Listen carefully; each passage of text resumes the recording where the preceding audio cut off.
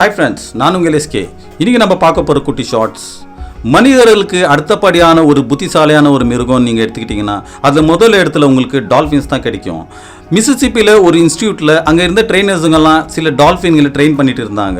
அவங்க என்ன பண்ணுவாங்கன்னா, அந்த டால்ஃபின்ஸுங்களுக்கு ஏதாச்சும் தண்ணி மேலே இருக்கிற வேஸ்ட்டான ஒரு பிளாஸ்டிக் பொருளை அந்த டால்ஃபின்ஸுங்க எடுத்துகிட்டு வந்து அந்த ட்ரெயினர்ஸுங்கள்கிட்ட கொடுக்கும்.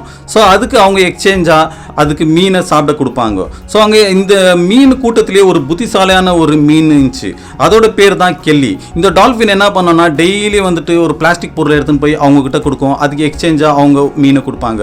ஸோ இது ஒரு நாள் யோசிச்சு, பெரிய ஒரு பிளாஸ்டிக் பொருளை எடுத்துன்னு போய் கொடுத்தாலும் அவங்க ஒரே ஒரு மீனை தான் கொடுக்குறாங்க, சின்ன பீஸை எடுத்துன்னு போய் கொடுத்தாலும் அவங்க ஒரே ஒரு மீனை தான் கொடுக்குறாங்கன்னு சொல்லிட்டு இது கொஞ்சம் கிரிமினலாக திங்க் பண்ணி என்ன பண்ணுச்சுன்னா, அந்த பிளாஸ்டிக்கில் ஒரு சின்ன பகுதியை மாத்திரம் பிச்சு எடுத்துன்னு போய் அந்த ட்ரெயினர்ஸ் கிட்ட கொடுக்குது. அவங்க அதுக்கும் ஒரு மீனை தான் கொடுத்தாங்க.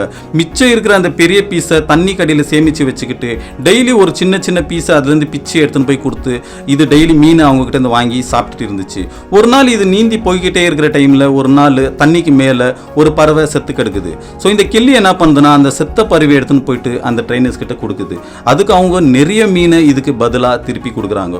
ஸோ இந்த கெல்லி அந்த மீனெல்லாம் சாப்பிட்டுட்டு மிச்சம் இருக்கிற 1-2 மீனை தண்ணி கடையில் சேமித்து வச்சுக்கிட்டு இது என்ன பண்ணிச்சுன்னா, ஒரு கொஞ்சம் கிரிமினலாக திங்க் பண்ணி செத்த மீனை தண்ணிக்கு மேலே போட்டுருது.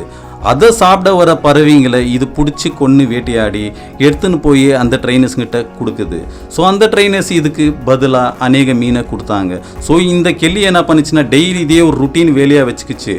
மீனை போடும், பறவை வரும், அந்த பறவையை வேட்டையாடும், எடுத்துன்னு போய் ட்ரெயினர்ஸ் கிட்ட கொடுக்கும். மீனை போடும், பறவையை அடிக்கும், ட்ரெயினர்ஸ் கிட்ட கொடுக்கும். வந்தான், செத்தான், சுட்டா, ரிப்பீட்டுன்ற மாதிரி டெய்லி இதே ருட்டீனாக பண்ணி இந்த கெல்லி வந்துட்டு டெய்லி மீனை சாப்பிட்டுட்டு இருந்துச்சு. நீங்கள்லாம் இந்த கெல்லி வந்துட்டு எவ்வளோ ஒரு புத்திசாலின்னு நினைக்கிறீங்கன்றதை கமெண்ட்டில் சொல்லுங்கள்.